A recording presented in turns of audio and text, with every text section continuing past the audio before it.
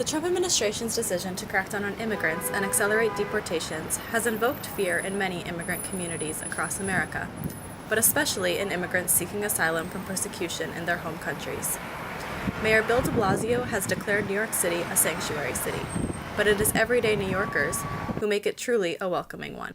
67-year-old Larry Martin has welcomed several asylum seekers from West Africa as guests in his home.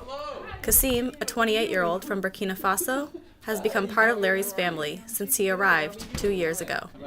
In certain ways, I could be helpful to him because I have been in the U.S. for a long time. I'm a native-born American, I'm a lawyer, and I'm just familiar with the ways of this country. And Kassim had just arrived in the U.S. a few weeks before, and at that point he didn't speak English. At that point he didn't know many of the ways, and he had various needs. And I was very, very lucky, I say it as a person, I was very, very lucky to meet him. For immigrants living in this country, it's really tough. First of all, when you get here, you don't speak any English. You have English challenges, and then you don't know American culture.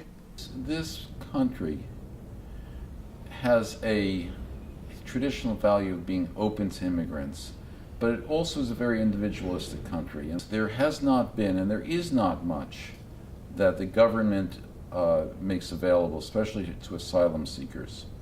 And so the question is, how does a human being who very often doesn't have family, very often doesn't have any money, very often doesn't have English, but has a great deal of desire, how does that person make his way or her way? It wasn't so hard for me because I found Martin hosting me now.